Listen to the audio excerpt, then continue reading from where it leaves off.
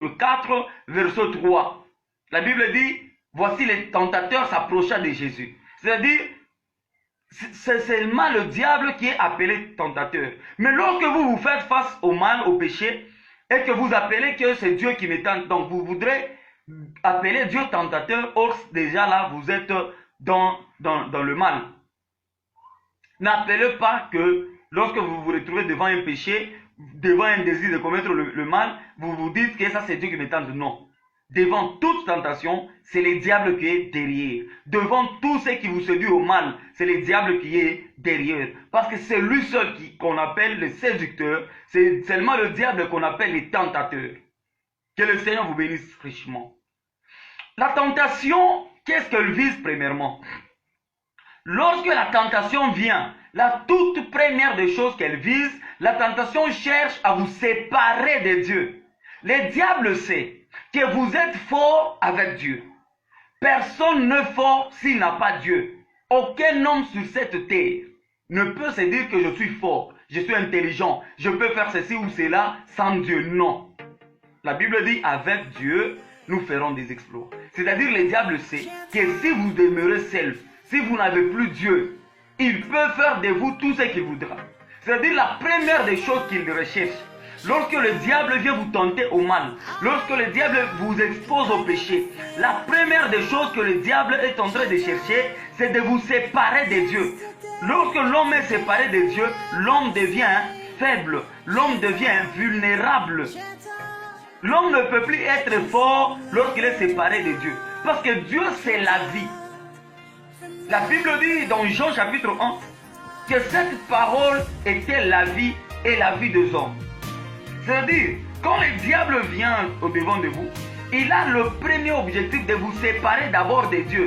Parce qu'il sait que vous êtes fort lorsque vous êtes attaché à Dieu. Vous avez la force lorsque vous marchez avec Dieu. Mais quand il vous expose au péché, quand il vous expose au mal, la première des choses qu'il est en train de viser, c'est de vous séparer de Dieu afin de vous détruire et de faire de vous sa proie. C'est ce que vous devez apprendre. C'est-à-dire, lorsque vous êtes devant la tentation, comprenez directement que non, cette tentation cherche que moi je puisse me séparer de Dieu. Et deuxièmement encore, lorsque la tentation vient, le deuxième point, la tentation vient pour que le diable vous rende esclave. C'est-à-dire, quand le diable vous tente, il vient vous tenter pour vous rendre son esclave. Il vient vous piéger pour que vous puissiez être sous sa domination, sous son emprise. Bien-aimé, n'acceptez jamais que vous soyez esclave du diable. Nous, en tant que chrétiens, nous devons rechercher davantage d'être esclaves de Christ. Nous devons chercher davantage d'être soumis à Jésus-Christ. Mais lorsque le diable lui vient pour vous tenter, tout ce qu'il veut est qu'il puisse dominer sur vous, qu'il puisse régner sur votre vie. Et c'est ce que vous devez comprendre, que quand le diable vous tente, il voudrait qu'il puisse vous soumettre à sa volonté, que vous soyez esclave du diable. C'est-à-dire, quand le péché vient dans votre vie, le diable vous présente le mal, le diable vous présente le péché, le diable vous attire vers l'impureté. C'est-à-dire, tout ce qu'il est en train de chercher, c'est de vous soumettre à sa domination, c'est de vous soumettre à son règne, qu'il puisse dominer sur vous, qu'il fasse de vous son serviteur. 1 Pierre chapitre 2, plutôt 2 Pierre. 2 Pierre chapitre 2 verset 9. L'apôtre Pierre est en train de dire ceci. Lorsque quelqu'un est dans le péché, il est esclave de ce qui triomphe de lui. C'est-à-dire quoi? Lorsque quelqu'un est exposé au péché et qu'il parvenait à succomber à la tentation du diable, directement le diable domine sa vie. Directement le péché domine sa vie. Il devient esclave du péché.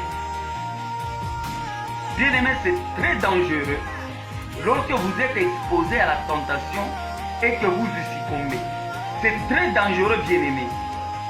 Il y a vraiment un grand danger lorsque vous êtes chaque fois exposé au mal. C'est-à-dire quoi? Lorsque chaque fois le diable vous expose au péché, tout ce qu'il veut, c'est de vous rendre esclave de ces péchés-là.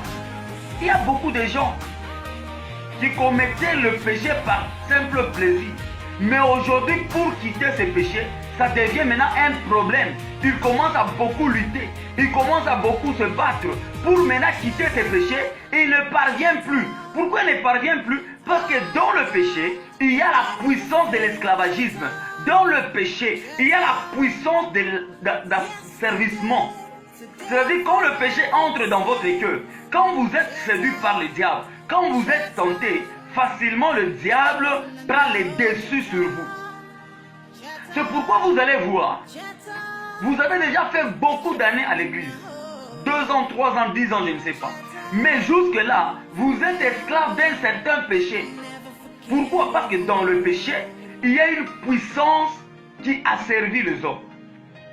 Il y a des gens, combien de jeunes aujourd'hui, ils sont esclaves de la pornographie. Combien? Pourquoi? Parce que le diable vous avez exposé à la pornographie. Pour vous, vous avez vu que c'est juste un plaisir, c'est se réjouir, quoi que ce soit. Parfois, avant que vous puissiez regarder, vous disiez que non, je suis fort, je ne peux pas tomber, je ne peux pas faire ceci ou cela, je vais me maîtriser. Mais aujourd'hui, vous vous retrouvez dedans. Et vous luttez beaucoup pour quitter maintenant cette vie-là. Vous n'y arriverez plus. Vous n'y arrivez pas. Il y a des gens qui n'étaient pas impudiques. Mais une fois, il s'est laissé séduit par les diables. Il a couché avec une fille. Aujourd'hui, tu te demandes comment je peux me libérer de cette vie de la sexualité, de cette vie de la prostitution, de cette vie d'impureté. Aujourd'hui, tu n'y arrives plus. Entrer, faire le péché, c'est facile, mais sortir, ce n'est pas facile. Parce que dans le péché, il y a la puissance de l'esclavagisme. Dans le péché, il y a quelque chose qui est comme la drogue. C'est-à-dire quand quelqu'un commet le péché, ce péché-là va commencer à les réclamer chaque fois. Il y aura toujours une forte réclamation.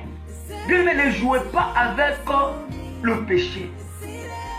Ne croyez pas que c'est un jeu, vous pouvez le faire et sortir. Non. Il y a de ces gens qui ont commis le péché et pour ne plus jamais rentrer, il faut devenir chrétien. Donc ce n'est pas un jeu. Ce n'est pas une simple affaire. Parce qu'il y a de ces gens qui sont tombés sans pour autant se relever.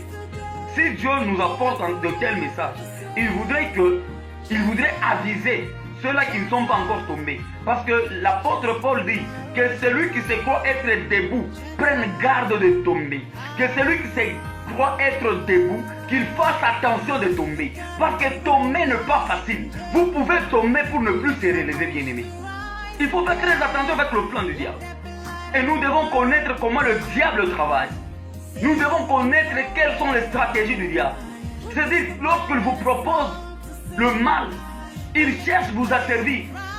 Le Seigneur Jésus a dit dans Jean chapitre 8 au verset 34. Jean 8, verset 34. Jésus a dit ceci aux Juifs. Chacun est esclave de ce qui domine de lui. C'est-à-dire, lorsque le péché te domine, tu deviens esclave du péché. Or, le Fils de l'homme est venu pour affranchir l'homme. C'est-à-dire, lorsque vous vous laissez entraîner par le péché, vous devenez esclave du péché. Et ce n'est pas bien. Le Seigneur nous a sauvés pour que nous devenions ses serviteurs. Il ne nous a pas sauvés pour que nous soyons également serviteurs du diable. Or, quand le diable vous propose le péché, quand le diable vous expose à la tentation, tout ce qu'il cherche que vous soyez des serviteurs. Que Dieu vous bénisse. Nous allons continuer encore chaque fois l'épreuve de main à la grâce de Dieu. Que Dieu vous bénisse richement. Au nom de Jésus, partagez ce message. Ça va profiter quelqu'un.